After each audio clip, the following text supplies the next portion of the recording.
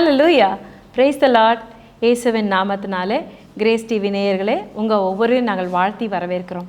இந்த நாளிலும் கூட தேவனுடைய நிறைவான கிருபா வரங்கள் உங்கள் வாழ்க்கையில் எல்லா பகுதியிலும் பெருகுவதாக என்று நாங்கள் உங்களை வாழ்த்துகிறோம். உங்களுக்காக ஜெபித்திருக்கிறோம். கர்த்தருடைய முழுமையான மகிமை, அவருடைய ஜீவன் வெளிப்படும் பொழுது அவருடைய மகிமை முழுமையாக உங்கள் வாழ்க்கையில் எல்லா பகுதியிலும் நிறைவாய் அழகாக அது எல்லா பகுதியிலும் பிரத்யேகமாய் வெளிப்படும் என்று நாங்கள் முழுமையாக விசுவாசிக்கிறோம். ஜீவனை பேசு என்ற இந்த நிகழ்ச்சியில் நீங்கள் எங்களோட பங்கு கொண்டு கலந்து கொண்டிருக்கிறீங்க. உங்கள் வாழ்க்கையில் இதனுடைய விளைவுகள் ஒவ்வொரு நாளும் நீங்கள் அனுபவிக்கிறத நாங்கள் கேட்டுக்கொண்டிருக்கிறோம். கர்த்தருக்கு நன்றி செலுத்துகிறோம். இந்த நாளிலும் கூட என்னோட சேர்ந்து வாசிக்க வாங்க. எபேசியர் 5ஆம் அதிகாரம் 22ஆம் வசனம். இதில் மனைவிகளே கர்த்தருக்கு கீழ்ப்படுகிறது போல உங்கள் சொந்த புருஷருக்கும் கீழ்ப்படியுங்கள். ஜீவனை பேசு அப்படின்னு சொல்லும் போது ஜீவனை பேசுகிறோம், எல்லாருமே பேசுகிறோம். அது எப்படி இருக்கும்னா மண்ட அளவில் நின்றக்கூடாதுங்க. ஒரு ஃபார்முலா லெவலில் இருக்கக்கூடாது. மேக்ஸில் ஃபார்முலா இருக்கு இல்லையா, a² + b² = அப்படின்னா என்ன, அதுக்கு ஃபார்முலா என்ன, அது எங்கே அதை அப்ளை பண்ணணும், அது என்னத்துக்கு பிரயோஜனம், இது எதுவுமே தெரியாது. ஆனால் ஜீவனை பேசுன்ற போதுன்னு மட்டும் இது எதுக்கு பேசணும், இது ஏன் பேசலைன்னா என்ன, இப்படி என்ன, அப்படி சாதாரணமான ஒரு விஷயத்தை ஆண்டவர் சொல்கிறாரு. நீ பேசு, நீ அதில் மேலே ஆசீர்வாதத்தை சொல்லு, உன் குறைவை பார்த்து அது என்ன சொல்லலாம், அது 5 அப்பம் 2 மீனை ஆசீர்வதித்து அந்த மாதிரி சொல்கிறாரு. ஸோ நம்ம கையில் என்ன இருக்கோ அதை பிளஸ் பண்ண சொல்கிறாரு.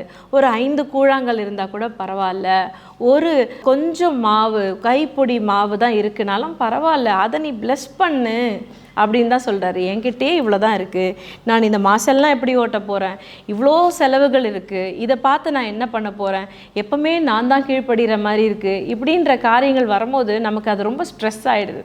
அதனால தான் நம்ம யாராக இருக்கோம், அப்பா பிள்ளைகளாக இருக்கோம், அப்பா மடியில் உட்காந்துட்டு இருக்கிற செல்ல பிள்ளைகளாக இருக்கோன்றதை நம்ம மறக்கவே கூடாது. மனைவிகளே கர்த்தருக்கு கீழ்ப்படுகிறது போல உங்கள் சொந்த புருஷருக்கும் கீழ்ப்படியுங்கள். ஸோ கீழ்ப்படிதல் என்றது பார்த்தீங்கன்னா, கீழ்ப்படி அப்படின்னா என்னமோ கீழே இருக்கிற படி அப்படி இல்லை. இயேசு ஆனவரே என்ன பண்ணாராம், பிதாவுக்கு கீழ்ப்படிந்ததுனால அவர் எல்லாவற்றையும் அவருக்கு ஒப்பு கொடுத்து நியாய தீர்க்கிற அந்த கிருபையும் யார் கொடுத்துருக்காராம், இயேசுவானவருக்கு கொடுத்துருக்காருன்னு வசனம் இருக்குது. கிறிஸ்து சபைக்கு தலையாக இருக்கிறது போல புருஷனும் மனைவிக்கு தலையாக இருக்கிறான். நாங்கள் எவ்ரி டைம் இந்த ப்ரோக்ராமில் சொல்கிற இந்த ஃபார்முலாவிலலாம் நீங்கள் சரியாக பயன்படுத்தினீங்கன்னா கண்டிப்பாக இந்த ஃபார்முலாவுடைய விளைவு உங்களுடைய வாழ்க்கையில் எல்லா பகுதியிலும் நிறைவேறும். கிறிஸ்து சபைக்கு தலையாக இருக்கிறது போல புருஷனும் மனைவிக்கு தலையாக இருக்கிறான், அவரே சரீரத்துக்கும் இரட்சகராக இருக்கிறார். ஆகையால் சபையானது கிறிஸ்துவுக்கு கீழ்ப்படுகிறது போல மனைவிகளும் தங்கள் சொந்த புருஷருக்கு எந்த காரியத்திலேயும் கீழ்ப்படிந்திருக்க வேண்டும். அதே மாதிரி புருஷர்களே உங்கள் மனைவிகளில் அன்பு கூறுங்கள். அப்படியே கிறிஸ்துவும் சபையிலே அன்பு கூர்ந்து தாம் அதை திருவசனத்தை கொண்டு தண்ணீர் முழுக்கினால் சுத்திகரித்து பரிசுத்தமாக்குகிறதற்கும் கரை திரை முதலையானவைகள் ஒன்றும் இல்லாமல் பரிசுத்தமும் பிழையற்றதுமான மகிமையுள்ள சபையாக அதை தமக்கு முன் நிறுத்தி கொள்வதற்கும் தம்மை தாமே அதற்காக ஒப்பு கொடுத்தார். இப்போது கிறிஸ்து தன்னுடைய சபைக்கு தலையாக இருக்கிறதுனால என்ன பண்ணாராம், கிறிஸ்து தன்னுடைய சரீரமாக இருக்கிற சபையை காப்பாற்றும்படியாக தன்னைத்தானே ஒப்பு கொடுத்தாராம். அதாவது தலையை கொடுத்தாவது தான் சரீரத்தை காப்பாற்றுறாராம். அதுதான் தலை, குடும்ப தலைவன் அப்படின்னு சொல்கிறது. இதற்கு சொல்லாமே இருந்திருக்கலாம் அப்படின்னு நீங்கள் நினைக்கிறீங்க தானே? இல்லை, கிறிஸ்து எப்படி தன்னுடைய சபைக்கு தலையாக இருக்கிறாரோ அதே மாதிரி கணவர்மார்களும் அவர்களுடைய குடும்பத்துக்கு மனைவிக்கு தலையாக இருக்கிறாங்க. ஸோ இந்த மனைவியை காப்பாற்ற தன்னைத்தானே ஒப்பு கொடுத்து அதை காப்பாற்றுகிறாராம். எப்படி காப்பாற்றுறாராம், கரை திரை முதலையானவைகள் ஒன்றும் இல்லாமல். இப்போது கணவர்மார்களே, உங்களுக்கு நாங்கள் ஒன்று சொல்கிறோம் கேளுங்க. ஒரு மனைவி ஒரு நல்ல களிமண் மாதிரி உங்களுக்கு ஆண்டவர் கொடுக்குறாருனா அவங்கள எப்படி எந்த அழகில், எந்த விதத்தில், எந்த பக்குவத்தில் நன்றாக வணைந்து கொள்ள வேண்டும் என்பது அது உங்ககிட்ட கொடுக்கப்பட்ட கிருபை. ஸோ நீங்கள் அவங்க மேலே என்ன பேசுகிறீங்களோ, அவங்க மேலே நீங்கள் என்ன சொல்கிறீங்களோ அவங்க அப்படியாக தான் இருப்பாங்க.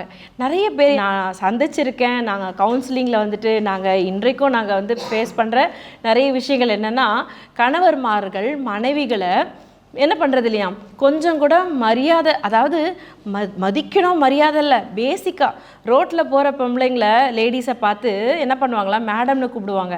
ஆனால் வீட்டில் இருக்கிற மனைவிக்கு அவங்கள பார்த்து என்ன சொல்லுவாங்களா, கெட்ட கெட்ட வார்த்தையாக சொல்கிறது, தேவையில்லாத மதிப்பு குறைவான வார்த்தைகளை பேசுகிறது, அவங்கள புண்படுத்துகிற, அவங்கள கண்டிப்பாக தெரியும் அவங்கள காயப்படும்னு அந்த வார்த்தைகளை வச்சு அவங்கள வந்துட்டு இனிஷியல் மாதிரி அவங்கள அதை கூப்பிட்டு அதை வச்சு கூப்பிட்டு பேசுறது.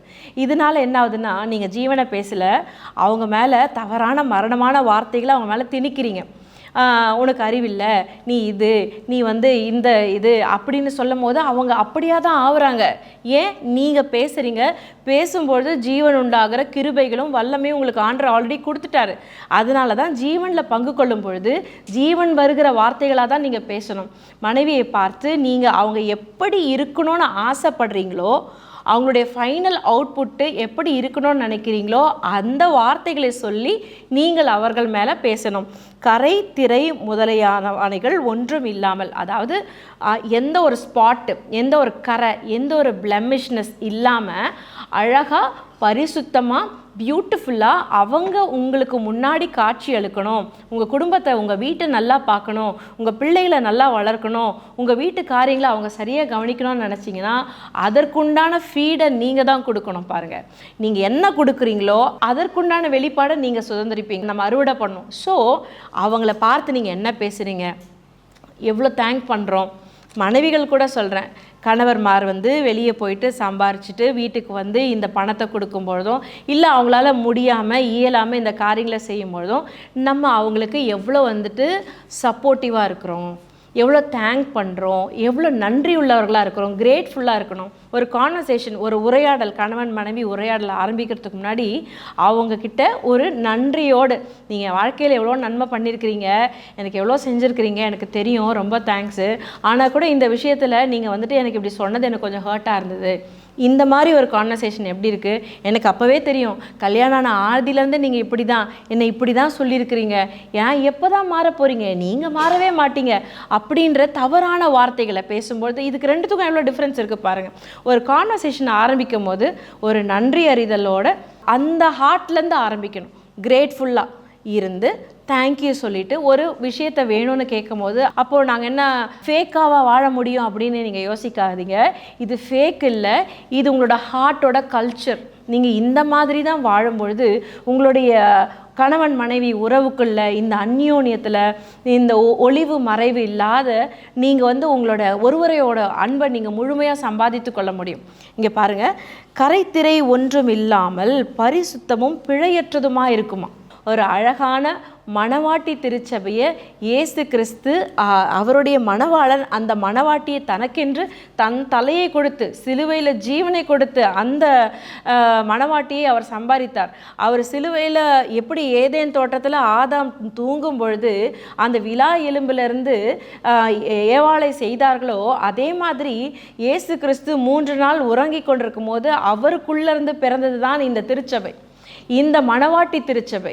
இந்த திருச்சபைக்காக அவர் லைஃபே கொடுத்துருக்காருன்னா, அப்போ கணவர்மார்களே, உங்கள் வீடுக்காக, உங்கள் மனைவிக்காக, உங்கள் பிள்ளைகளுக்காக நம்ம அந்த அளவுக்கு நீங்கள் இன்வெஸ்ட் பண்ண வேண்டியது, உங்கள் டைம் ஸ்பெண்ட் பண்ண வேண்டியது, உங்களுடைய உண்மைகளை சொல்ல வேண்டியது. எங்கே இருக்கிற உனக்கு என்ன, இந்த கேள்வியெல்லாம் கேட்காம எங்கே இருக்கிறோம், என்ன பண்ணுறோம், என்ன செய்கிறோன்றதை 2 பேரும் உட்கார்ந்து பேசி இந்த அன்பின் வெளிப்பாட்டிலேருந்து பிறக்கிற உங்கள் பிள்ளைகள் ஒலிவ மர கன்றுகளை போல இருப்பார்கள். அவர்கள் கர்த்தரால் போதிக்கப்பட்டிருப்பார்கள். அவருடைய சமாதானம் பெரிதாக இருக்கும்.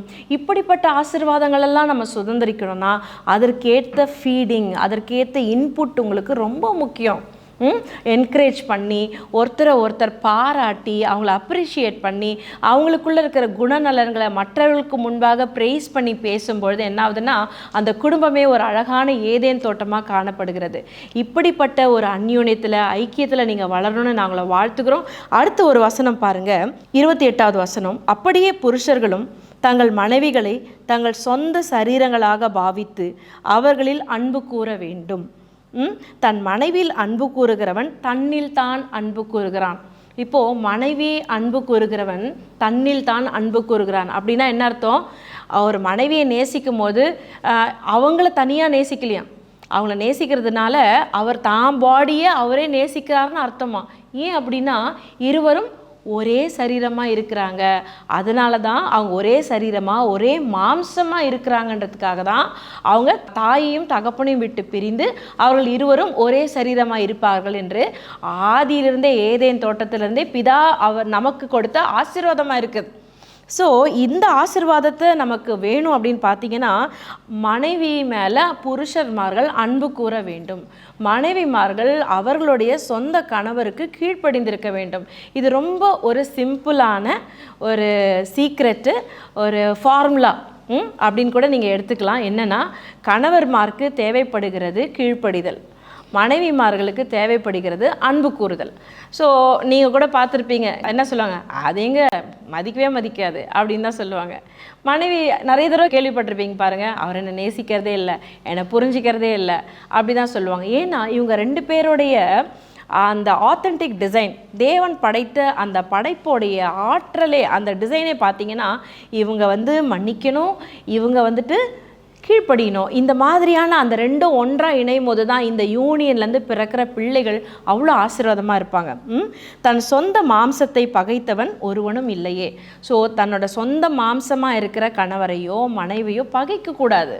நீ நல்லாவே இருக்க மாட்ட, நீ அப்படி பண்ண மாட்ட, இப்படி ஆக மாட்ட அப்படின்னு சாபமான வார்த்தைகள், வாயில் வரக்கூடாத வார்த்தைகள், அவங்க காதில் கேட்கக்கூட கூடாத வார்த்தைகளை புரணி பேசுறது பாருங்கள்.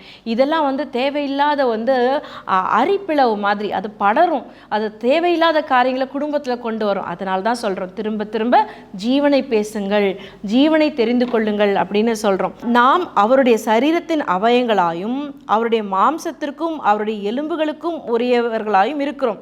இது நிமித்தம் மனுஷன் தன் தகப்பனையும் தன் தாயையும் விட்டு தன் மனைவியுடன் இசைந்து இருவரும் ஒரே மாம்சமாய் இருப்பார்கள். இந்த ரகசியம் பெரிது. இது பாருங்கள் எவ்வளோ பெரிய ரகசியம். இந்த ரகசியம் மிகவும் பெரிது. ஏன்னா இருவரும் ஒரே சரீரமாக இருப்பாங்க.